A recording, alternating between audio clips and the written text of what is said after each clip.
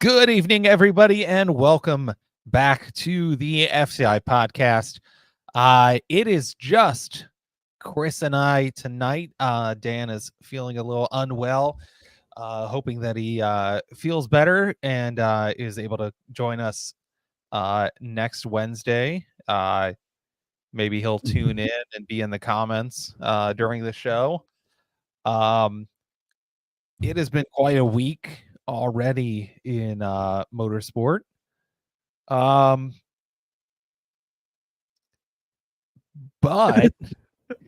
we'll get to all that. It's also been a week for me at work.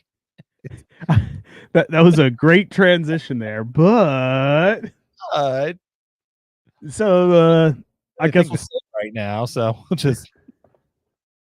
we'll just start off with the weekend. During it. What were you saying? I said it's like me during an interview. But yeah, I guess we'll just start off with the weekend of the Rolex.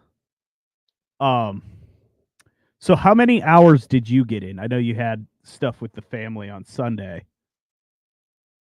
Well, pretty much all day Saturday. I don't think we really went anywhere. No, I lied. I think we went and got ice cream.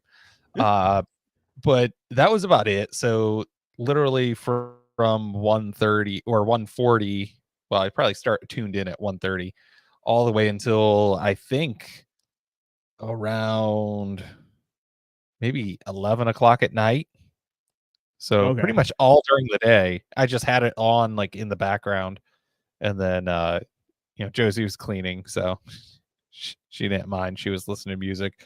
And then with the Roku, you can listen through your phone. And so I just put it on my earbuds and, was doing stuff around the house and watching. And so that was that. And then Sunday I woke up and watched a little bit in the morning. And then I had to go run off to a gymnastics competition. So I didn't get to see from like maybe like 11 o'clock on. Okay. This is the lowest hours I've watched in a few years, and I think it was like 15 hours I watched. 16. Well, previous to, I think last year I was on this shift. Previous years I was on night shift, so it was nothing for me to be up till 4 or 5 in the morning all the time. So, usually I'd get probably 18, 19 hours, I think, of the Rolex. I mean, most of the time, just being on as background, watching it as I scroll on my phone or something like that. But yeah, I think this year, 15-ish hours. I started it at, 1:40. I think I went till midnight, 1 o'clock, and then woke up, I think, around 9, 10 the next morning and watched it to the end. So this was my I definitely watched a lot more last year than I did this year. I think I stayed up until like 2 a.m. last year. Yeah, I hit like midnight and I was like, all right, I gotta go to bed. My picture I sent. Yeah, but I wish I would have watched into the night because apparently that's when a lot of shit happened. Yeah, you had all the, troubles in LMDH. Yeah. Or GTP. Sorry. I'm mixing up the same car with two names. But yeah, that seemed to be when you had the most issues was during the, and I mean, at that point you're 12 to however many hours into the race. So things do start to break. But that picture I sent you on Saturday of my snack haul, I ate one bag of candy and that was it. Well, you have a lot extra now. Yes, I do. I for those listening who don't get in our private conversations, I kind of went and raided the dollar store and Five Below Saturday morning and I was like a kid in a candy store, literally just buying whatever I wanted. I had powdered mini donuts and sour straws and gummy bears, whatever my heart was content on. I just picked up and I ate like one little bag of the sour straws. I don't think I finished until Monday. Yeah, my choice of snack for at the racetrack, because we normally load up on a lot of junk when we go to the racetrack. So mine is the best one ever, and that is the cherry worst one. Twizzlers. It's the worst Cherry one. Twizzlers, pull and peels, man. They're so good. Strawberry. The cherry that are like the original ones, those ones are good. Back to the Rolex. Penske's first win at the Rolex in 55 years. That's kind of insane. Like, it's absolutely nuts to 55 years later to keep going at it. But did they win a Rolex 24? Well, yes, I meant to lead with that, but the Rolex 2358. Which conveniently, according to their regulations, is the checkered flag is the end of it. Which it was so comical because I bought a new game this weekend. I bought, for anyone who plays games, I bought Pal World, and anyone who is on the fence about buying that game, definitely buy it. But I had that. I've been playing that all weekend. I probably put 16 hours into it this weekend. And when the broadcast said 5 minutes to go, I paused my game and, just shifted in my chair to look up at the TV. And I watched about one full lap. And then the announcers are going, all right, white flag. No, that's the checkered flag. And the race was over. Yeah, it was. I went back and because you messaged me, and I was sitting in the middle of a competition, and you were like, "What kind of thing was that?" And I was like, "What are you talking about?" Like, and then I tried to like just watch it there, and I wasn't really getting it, and so I came home and watched it on TV, and I was like, "Oh, okay, yeah." What the hell? The tweets afterwards were absolutely hilarious. I have some of them pulled up. Very excited for the Indy 499. That one got me. That was the fastest, shortest 24-hour ever.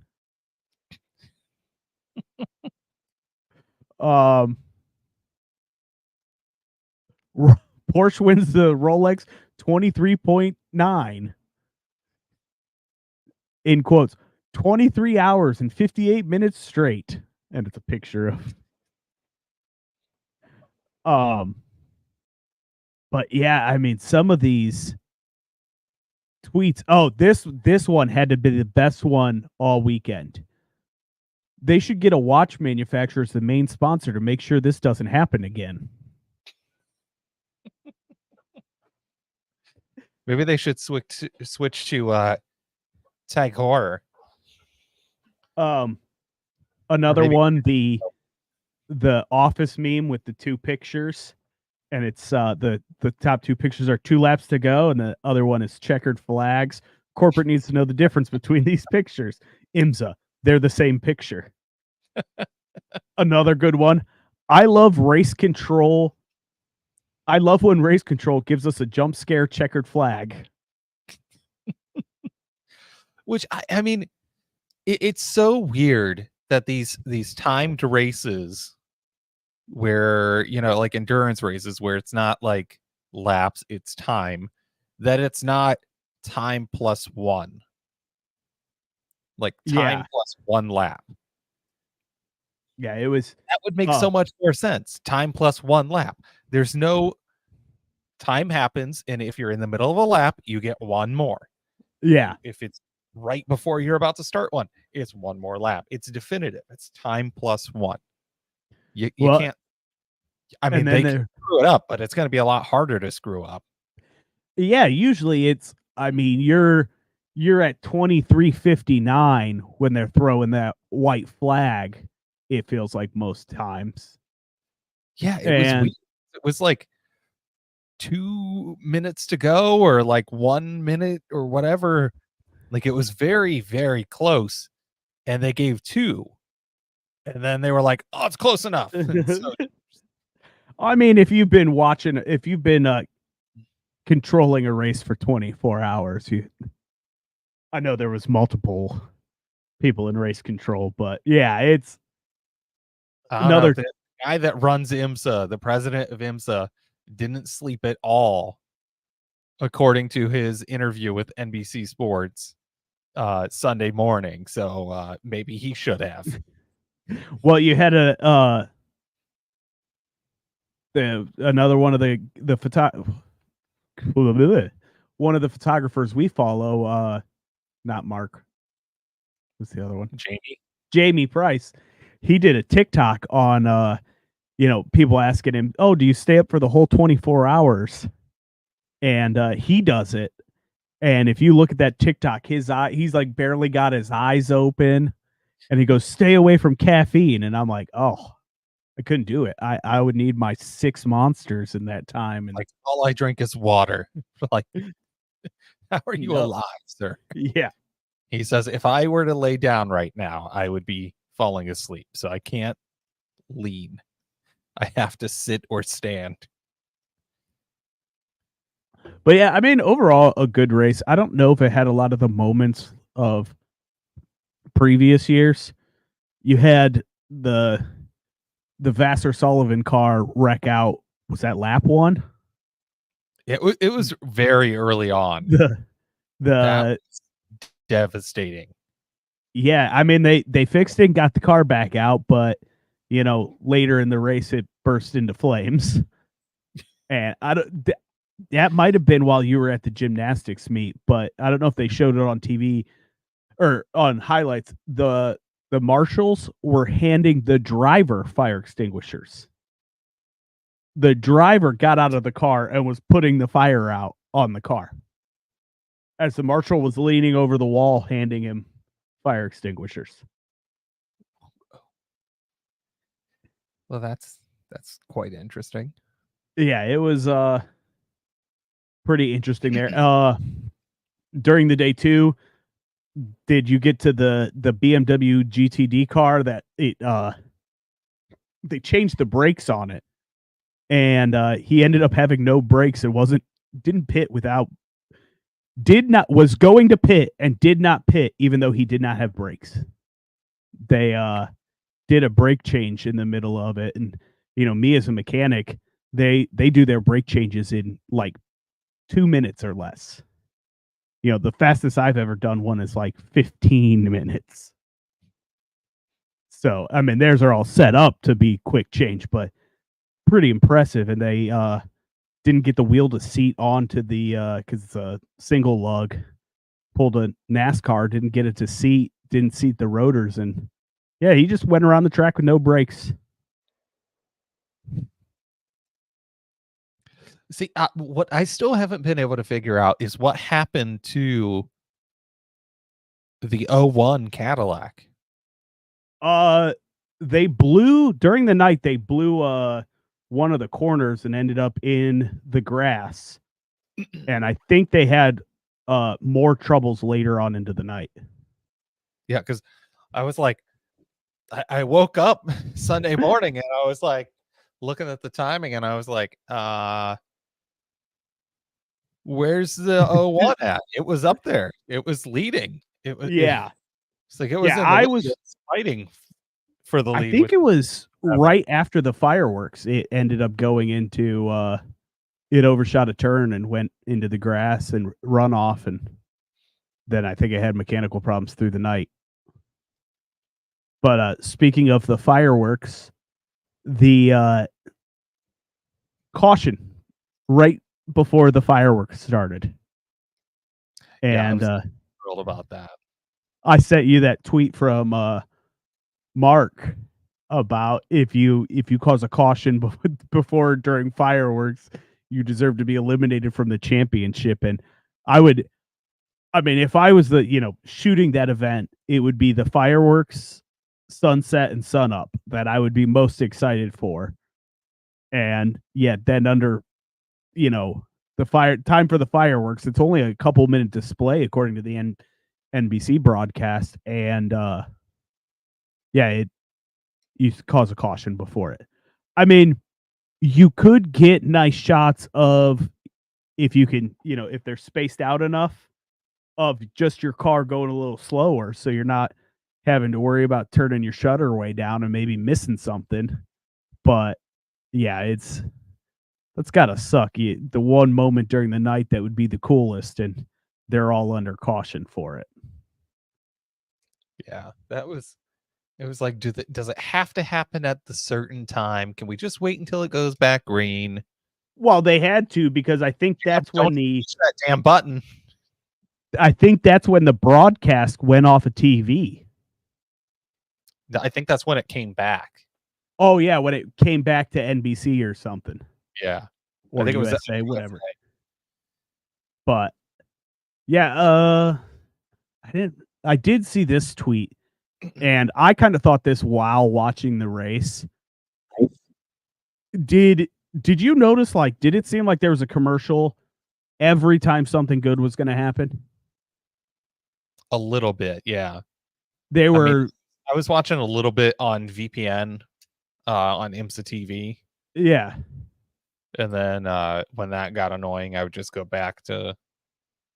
Well, my internet was out most Saturday, so I had to watch it on my phone. And I was like, well, if I'm going to watch it on my phone, I might as well just watch it on the VPN without commercials. And then finally Spectrum got their shit together, and I was able to actually put it up on the TV. And then I switched over to Peacock. As it was going into the night, it felt like there were so many commercials. But I saw this tweet that in the last 12 hours of the race, there were 51 commercial breaks. Damn, it's like the Daytona 500. I was going to say, which seems like, it seems like a lot, but it like averages to 4.25 commercial breaks an hour. It's too many. We need every 0. 15 minutes. Yeah. But yeah, especially watching on $4.99 a month to watch the race on Peacock. No commercials. Watching it on Peacock, they don't mix their audio very well, and you don't get commercials during every commercial break. Yeah, it just you get that black screen and that loud music. Yeah. I was afraid I was going to fall asleep watching the race Saturday night, and I was going to wake up to that thing full blast in my room.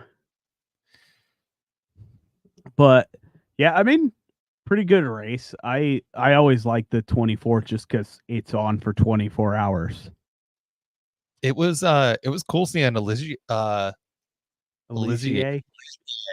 out there. Even though everyone seemed to be giving it hate on Twitter, but it was cool. Not everything has to be an Orica. Well, it was more the dentist hate. Oh, it wasn't. Was it the same dentist that killed a lion? I don't know. I hope not. It was just the gentleman drivers, the people that kind of pay their way into these things, always seem to be the ones causing wrecks. So you'll get that a lot in like GTD, not GTD Pro, because Pro is all pro drivers. It's not like he was causing it wasn't an accident or anything. It's just the car broke down. It was sitting in a barn forever. Yeah. And then they found it and they were like, let's bring it back. It's like some of those IndyCar chassis that are still sitting in people's, garages or barns. What about Pietro Fittipaldi? I know they had mentioned this a couple times on the broadcast, but he wasn't even planning on doing the race. No, he was a last minute addition. Who did he replace? Oh, I don't remember who he was replacing. But 12 hours before the race, he's in what was it, Indiana or Miami? Gets a call to come race because someone broke their ankle, and flew out to Daytona and ends up finishing his team ends up finishing fourth in the race. It's pretty damn impressive. He didn't have his seat. He was using the seat insert of whoever he was filling in for, and no time in the car, pulls out a fourth place, fighting for a podium there. Yeah, I mean the weekend was great, but probably the saddest thing that happened over the weekend, and as a dog lover, I wasn't going to bring it up. Oh, but go ahead. Yeah, but these racetracks, and especially like you would think that it'd be a little bit of a safer area in the competitors parking. Yeah, in the competitor RV lot, that you wouldn't have to worry about a beloved member of the family being ran over by a very famous team owner. Oh, it was a team owner. From what I saw over the weekend, it was Ganassi.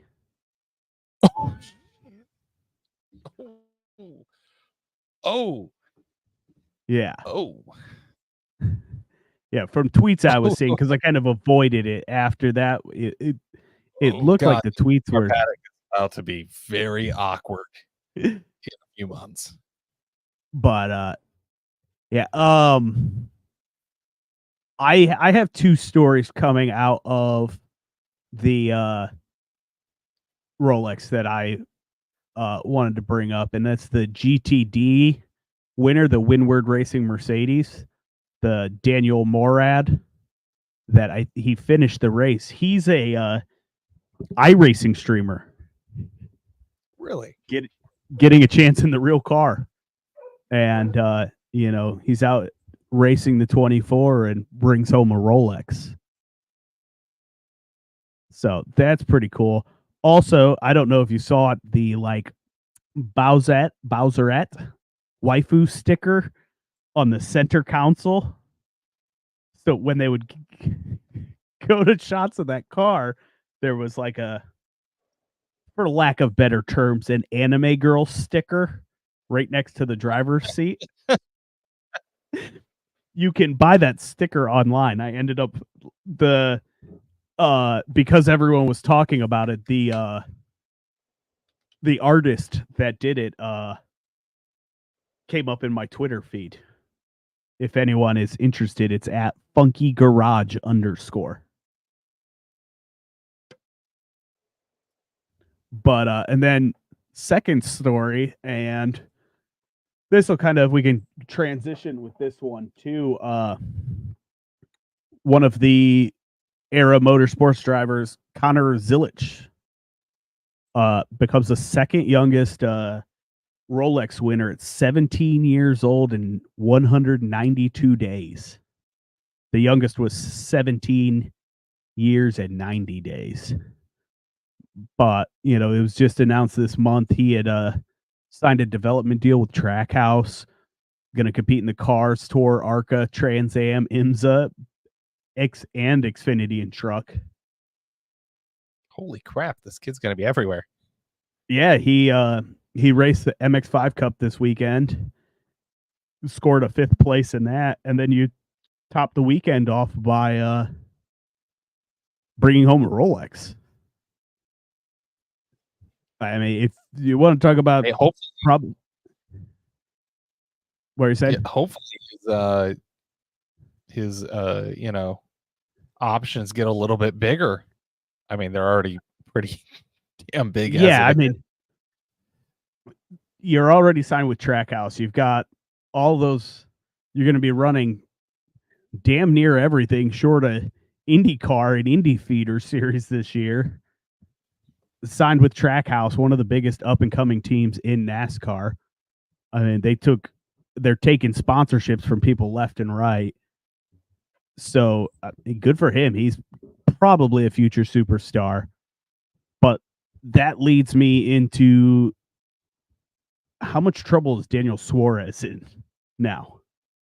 After, well, he only signed a deal through 2025, and Trackhouse, they've got this young up-and-comer in their ranks. They've got SVG just waiting for his chance in the Cup Series. So I think Daniel Suarez is definitely on the hot seat this year to produce. Yeah, I'm sure his hothead tendencies don't help his situation. But yeah, we'll just transition into NASCAR with the debut of NASCAR Full Speed. So I completely watched all of it yesterday. I mean, it's only 4 episodes, I think, or 5 episodes. So, I mean, it wasn't that long. But I think it was pretty good. Compared to Drive to Survive, I think this was a better product. That was my question, was because I never watched Drive to Survive. So I was going to say, definitely a better product. There was a lot more personality. That's just the drivers had better personality. I think it was. Did Denny Hamlin pay for this documentary? It seemed like he was very heavily focused. Well, I mean, he's to use a wrestling term, he's the heel right now. He's the bad guy. He's the one everyone roots against. This show actually made me I never really hated him because I don't know NASCAR enough to really dislike him. It actually made me like him a little bit better. He plays the villain role really well. And his dad's pretty freaking cool. I watched, I think, 3 episodes, or I started the 3rd one, but I was making dinner and I was like going in and out of my room. So I was like, all right, I'm going to turn this off because I can't pay that much attention to it. So I watched the first 2 episodes. And from what I've gotten so far, I mean, they're kind of focusing a little bit heavy on 2311 because it was a good storyline of both his cars being in the playoffs and then Denny himself being in the playoffs and Denny struggling through the playoffs, Bubba being the only one in without a win and then, advancing through the rounds. So, yeah, from what I've watched so far, I really like it. I think it's a good portrayal of NASCAR, and I think they say fuck a lot. Yeah, there's a lot. I mean, Denny doesn't really hold back, and they don't really hold back on any of the audio. I mean, it's well, I think the funniest thing is I think it's episode 2 when Ty Gibbs wrecks out. No, it'd be episode 1 because he wrecked out of Daytona. When Ty Gibbs wrecks out and he's motherfucking on the radio and he's supposed to be, Mr. Good Christian boy, and he's on the radio just motherfucking everybody. Are we allowed to curse on Facebook Live and stuff? I don't know. I mean, I guess Facebook no. By taking it down. From what I've watched, it seems really enjoyable. Like you said, there's a lot of personality, which we've talked about all last year, and I'm sure it'll be a running theme into this year, is showing off of those personalities a little more. Not being just, oh, I'd like to thank my sponsors, and seeing some of that personality come out. Yeah, I mean, this almost, I mean, it doesn't almost, it really makes me want IndyCar to go with Netflix, because Netflix just, their internal production for, these series that they have. I think they have one called Full Swing. They have, quite a few of these Drive to Survive esque uh shows now, and they're just produced really well, and they're really good at telling a story, and the shots look great, Well, and compared one of the to the things too with CW's this shitty and IndyCar. clips I've seen from Drive to Survive is you don't, and it being on Netflix is you don't have the, it has to be made for cable or broadcast TV. Yeah. It can be more raw. You can have the cursing and you can have the MFN and all that kind of stuff. It's not, you're not playing the clean version of the radio or bleeping it, or you don't have to follow those rules. You set your own rules. And a lot of it, getting in like some of the behind the scenes stuff on Drive to Survive, and I'm sure this one, a lot of it they're not using big broadcast cameras. A lot of Drive to Survive was shot on handhelds. So it gives you a little more of that. You can get into the places and get more of that footage instead of, a big broadcast camera having to be lugged around. Yeah, I liked the access that it gave, because I feel like NASCAR is kind of one of those ones that's a little bit more locked down um, with fan access. I mean, fans are everywhere, and you can buy, garage passes and stuff. But for the average fan going to the racetrack, I mean, unlike, IndyCar and IMSA, it's not as accessible to get to these drivers, unless it's Kyle Larson and he's at a dirt track, or, one of these drivers at another type of racing event that's not NASCAR. You're not going to get anywhere really close to them except for maybe a signature line. Yeah. And so, and you're not really getting their true personality. And I think this was a great opportunity for people to see how these drivers are, see some of their families, see, I think it was Seeing Tyler Kyle Reddick. Larson in the sauna. Yeah. And then you see, Tyler Reddick dressed up as Luigi with, his Bo. son and his wife. Yeah. Yeah. And I mean, we've talked about it for a year now that these series need to show the personality of these drivers. Drive to Survive did well to get people into F1, but I think a lot of the F1 social media presence is what keeps people engaged. And you started seeing a little bit of it this weekend with some of Pato's TikToks and stuff he was putting out. I sent you that one of him running all around Daytona, jumping the gate for the merry-go-round and all that kind of stuff. But the thing that keeps people hooked in F1 was all the goofy Lando and Daniel videos. Now the Max and Daniel, or Red Bull and Visa Cash App F1. I think F1 is going to completely, if it hasn't already started, it's going to reach its saturation point here in the United States. I mean, you can buy a shirt at Hollister or PacSun. It's so watered down and vanilla in the motorsport space now that,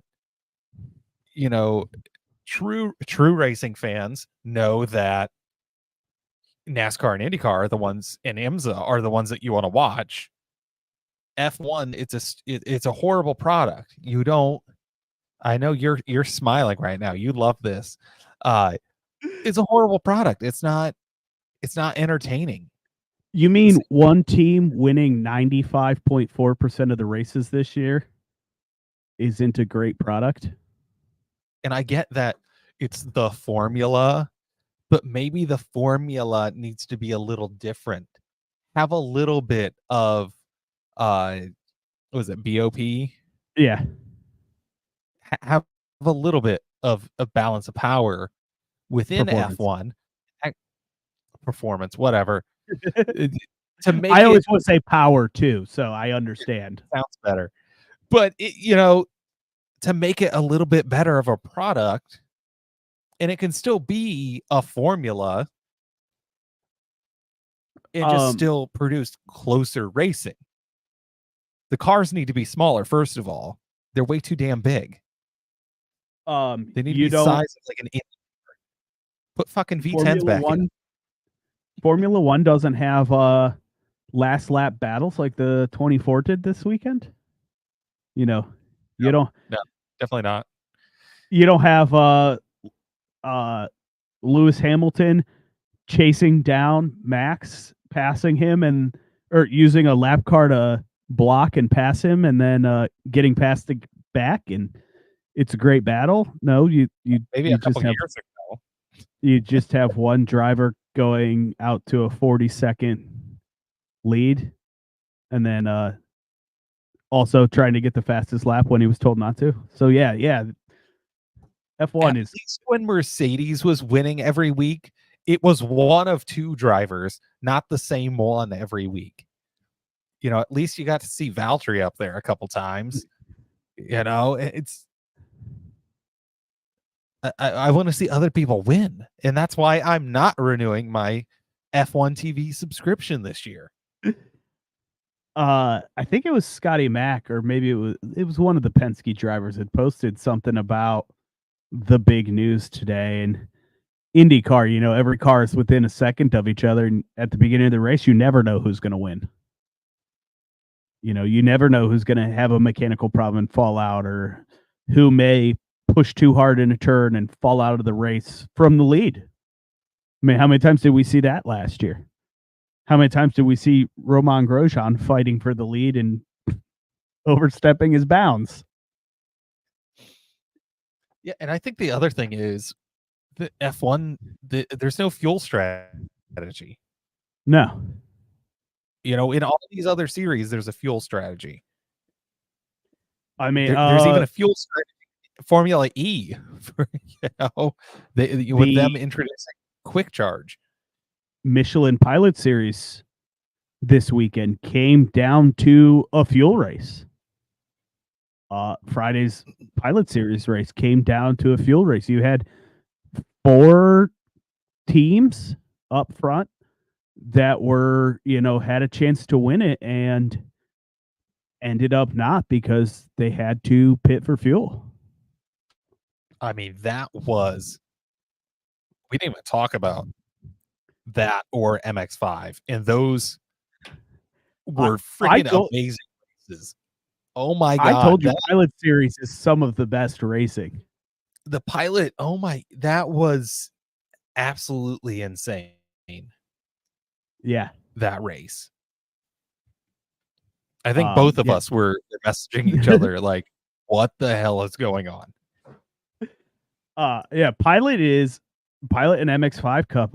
You had the tweets all over the weekend of the Miata painted up like Lightning McQueen ka-chowing through the infield. In those races you'd have those 5-car breakaways up front and just watching them drafting. Oh my God.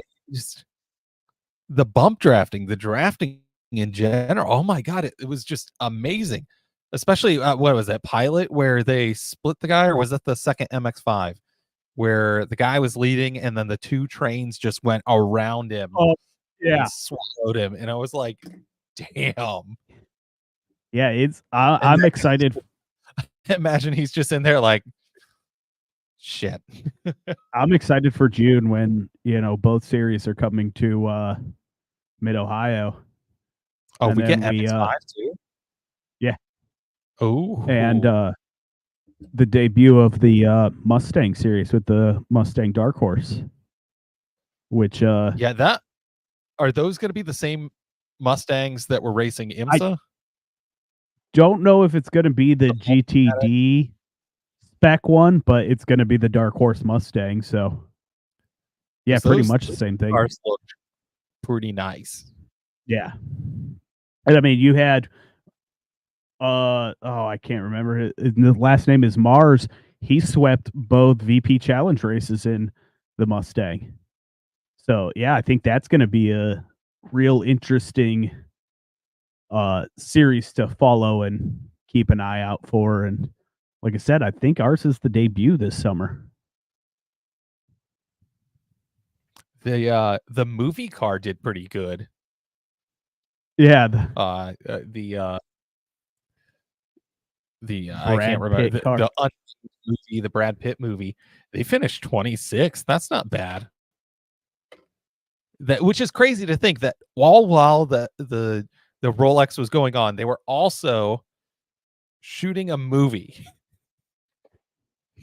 Well, from what I heard on the TV is the plot is that they find the driver at the Rolex. Okay. I think that's the plot of the movie. But we're getting, we're 40 minutes in and we've successfully beat around the bush on the big bombshell news this afternoon.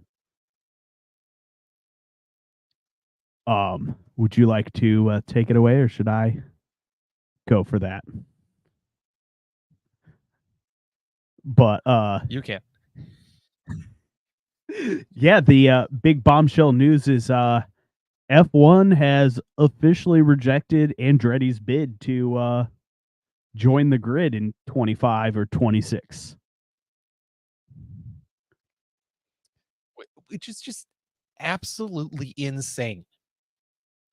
Like, some of the points that they put out are such BS. Like, that Andretti won't be competitive. How the hell do you know if they're going to be competitive or not? Yeah, I have that in the note. They're not freaking competitive. What's it matter? I mean, it goes into what we were saying about F1 just a minute ago. You had the same team win 95% of the races this year, and you had the same driver win all but 2. Yeah, all but 2 races this year. I think it was 2. But yeah, we're not going to bring another team in, and this goes with your saturation point. And other news that happened this week, they want American money, but don't want another American team. Like Haas is actually an American team. Yeah, it's just so freaking stupid. Like, they're just that, it's a financial burden on, these promoters and racetracks. Well, why'd you only build enough garages? Why'd you only... Yeah. Maybe F1 doesn't need one to put their stupid safety car in. There's normally 2 other garages. You can't put the freaking scale in a tent or some shit. Which, according to the Concord Agreement, there's supposed to be room up to 26 cars. But apparently F1 just wants... How many cars are on the grid? Is it 20? 20. Yeah, 10 teams, 2 cars each. Well, I don't know if you saw the other... They have to have... I don't know if you saw the other news that was floating around this week that F1 had trademarked a F1 Chicago race. So are they looking to add a 4th American race? Or, God, I hope not. I just don't want to listen to all the European fans complain about it. Why do you keep adding these stupid street races? We have a perfectly good racetrack in Indianapolis that you've raced that's on not before. far from Chicago. Yeah, Just a few really hours close to down the road. It has infrastructure. It can prove that. You're not going to fill it more than the Indy 500. So there's plenty of room. It's got garages that are built to the specification. It's already grade A. or grade 1, whatever their weird system is. Too afraid to drive on the banking? Too afraid? Yeah, I just seeing all the tweets today about that, and yeah, they want to take American money, but don't want to support an American team. They'll take the money of 200,000 Americans showing up to a race, but not allow an American team with an American manufacturer backing them up into the grid. Yeah, but they said maybe in 2028 with a GM engine. Yeah. Because they don't want them to use an Alpine for the first couple of years. Because that saturates the value of F1 as a manufacturer's. What the hell do you mean? There's only like 4 manufacturers. Everybody else is a customer team, but you'll still let Red Bull have 2 teams, 2 official teams. It's not even a drive development team. One's Visa Cash App Racing Bulls, but they're both owned by the same company. Ferrari's sister team used to be Alfa Romeo. They're not owned by the same company. Sauber isn't owned by Ferrari. Williams isn't owned by Mercedes. They might be sister teams or partner teams, but they're not owned by the same company. But both of the Red Bull teams are owned by literally the same company.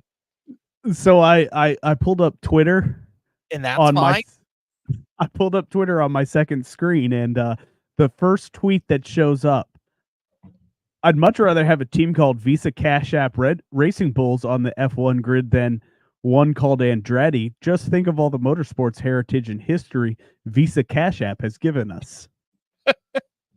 Yeah, and they're said, it won't bring anything to F1. Do any of their names bring anything? They basically said that F1's recognition will be more for Andretti than Andretti for F1. No shit. It's the biggest motorsport product out there right now is F1. You think Mercedes is or maybe Red Bull and Ferrari are the only two that have the clout over F1 because Red Bull is one of the biggest drink companies in the world, and then freaking Ferrari, it's synonymous with racing. But really, Visa Cash App is bringing more to the table than F1. Haas, a little automation company in making CNC machines in the United States, is going to bring you more recognition than F1 to them. It doesn't make sense. Doesn't make sense to me. They're racing in countless races in countries without human rights. Yeah, let's just keep racing in Saudi Arabia. Next up, they're going to race in Israel. Israel, they're going to race on the border of Palestine Gaza. And Israel. Yeah, they're going the Gaza Strip Grand Prix. Yeah, you've got. They're going to at least they stopped racing in Russia. That one they did stop. Just because there was an active one. You've got all of these, all the fans, wanting Andretti on the grid. You've got all of these fans asking for no more street courses. And what do? They don't allow Andretti onto the grid, and they just keep adding more street courses. Yeah, it's honestly, I think F1 should add at least one oval to their schedule. Give something a little crazy. I want to see these drivers try to race an oval, which apparently they can't because all the ones that have, besides Mario Andretti, or Alexander Rossi, the few that have actually raced both, or Juan Pablo Montoya, to name a few. But apparently they can't do it because Fernando Alonso sure as hell couldn't. Okay, so this tweet that I just came across just might have won the day. It's Tom Bellingham tweeted it out at Tom P1 Bellingham. If Andretti had registered themselves as DHL, PayPal, Andretti, fuck yeah, America, then maybe F1 would have taken them more seriously. Yeah, Tom Bellingham is he's the one that started that WTF1. Okay. Yeah, which they sold and they're no longer doing it. But yeah, I mean the tweets are killing me today. I love the tweets. I think a lot of the motorsports stuff is, Andretti with Cadillac doesn't bring anything. Yeah, none at all. One of the biggest names ever in racing and one of the biggest names in luxury vehicles, especially American luxury vehicles. Yeah, it's stupid. It's really none at all. Maybe if they would have partnered with some Saudi Arabian oil company, they would have let them, not like F1 has any ties to Middle Eastern oil companies. Aramco. BWT. But, yeah, what a joke. I mean, honestly, what a joke of a entertainment series. And they're call it. F1 is owned by an American company. It's owned by Liberty Media. I mean, are they scared? Well, they want like I said, they want American money. They just don't want Americans involved. That's all it is. You want the American money and you don't care. You'll take the cash of the 200,000 Americans that sell out the 3 Grand Prix in the States, and we should be happy with it. I mean, honestly, Andretti should stop because, quite honestly, put your time and focus into IndyCar, because your team hasn't been doing that the greatest. I did see. I don't remember if it was the take that money. High Limit. I think it was the Kyle Larson's account. He tweeted at Andretti about something like, "Hey, you want to talk?" So, Andretti High Limit team coming when? Oh, that would be cool. But wouldn't apparently, Media owns 30% of Meyershank Racing. Could we see? Would they let Meyershank getting out of IMSA? Hey, I will take an Ohio-owned F1 team. Okay, that would be interesting. Just in Pulaski, just put it right there in Pulaski, in F1. Pataskala? Whatever. I only know how to pronounce it because I have family that lived there for a while. They also own the Drone Racing League. 3% of that. Yeah, they own a lot of shit. Oh, they also own 84% of Sirius XM. Yeah. I don't know. It's just oh yeah, it was the High Limit account tweeted, "Hey Andretti Global, let's talk." They're probably like, "You want to spend all this money? We'll take Hey, it." yeah, I mean, you throw a mill at a season in High Limit, hey, you could walk away with one of them charters. I don't know why Andretti just buy a track or something.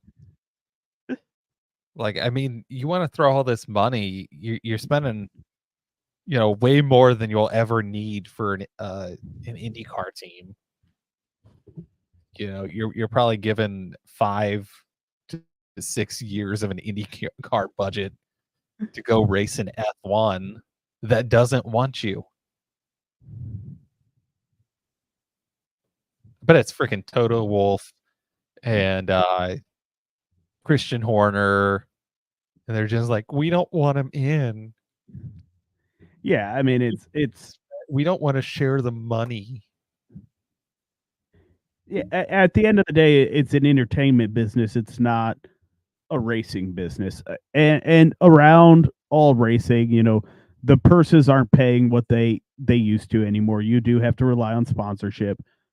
We've heard that from all the drivers we've had on. Everyone, that follows any bit of racing knows. That's why AlphaTauri is now Visa Cash App Racing Bulls. I love saying that.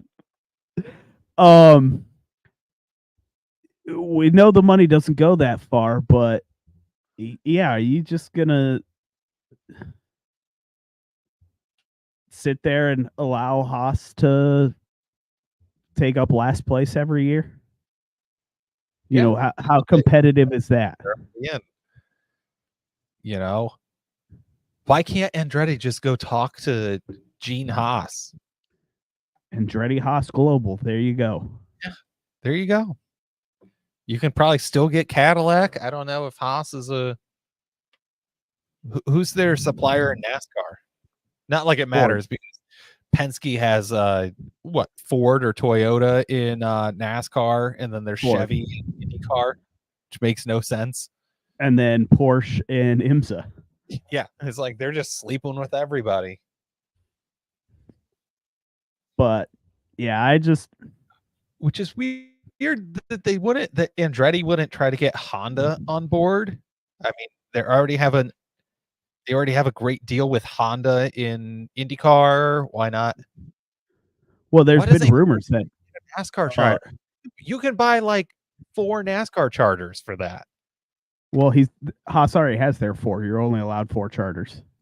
No, I meant Andretti. Andretti can buy a bunch of charters. Or they could just race without a charter and still, hire the talent. You want to be bigger in the United States. You want to get sponsors. I mean, Andretti in the United States is going to get sponsors.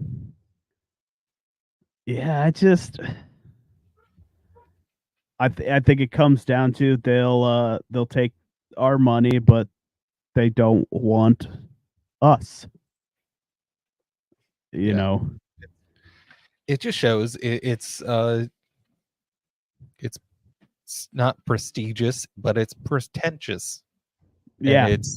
And even all these fans and stuff, these quote unquote diehard F1 fans, in England and all that, you'll see them on Twitter and everything and TikTok, and they basically think US racing is a joke and they think that theirs is better.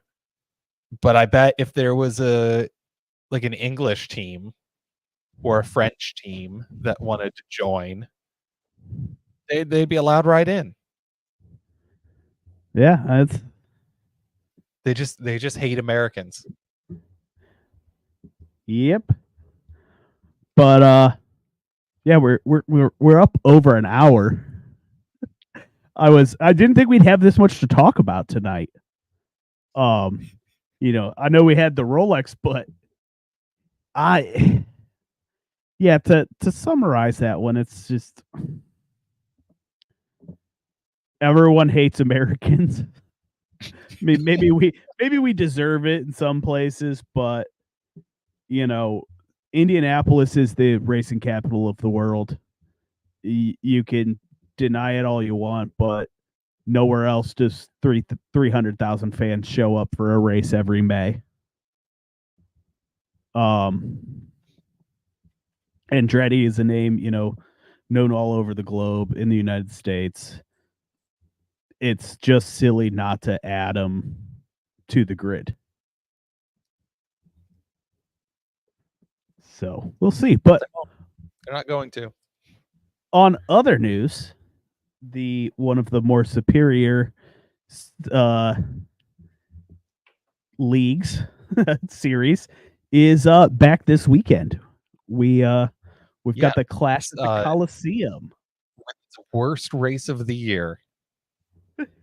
Hey, it's still racing. Put it at freaking Bowman Gray Stadium. You want a stadium about the same size, put it at Bowman Gray. I think it's still too cold. Suck it up. It's racing. But yeah, I mean, hey, it's back. We got racing Saturday and Sunday. Or do something weird and race in Hawaii or something. Like, if you're we're trying to save the team's money. I mean, I guess going out to California isn't much better, but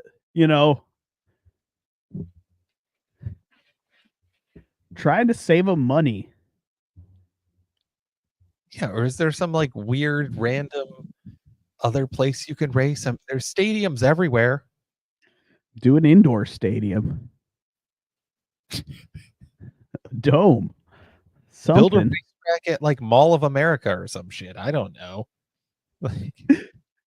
But yeah, I mean, at least this year you have the NASCAR Mexico series doing the Clash with them, which those look oddly like late models to me. Really? I haven't even. I'll look them up. Last week when they announced it, Daniel Suarez announced he was going to be running it, and the cars do kind of look like late models. Yeah, like the asphalt late model. Okay, so if you look up Mexican NASCAR, you get pictures of race cars and pictures of Daniel Suarez. He is a Mexican NASCAR driver. Do we ever get to see the Canadian series in the US? No. I think it might have been streamed on FS1.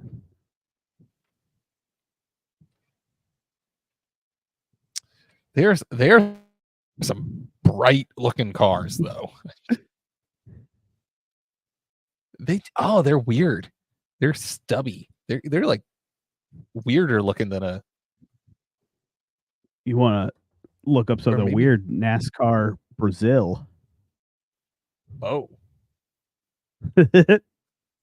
Now we're NASCAR series. I mean,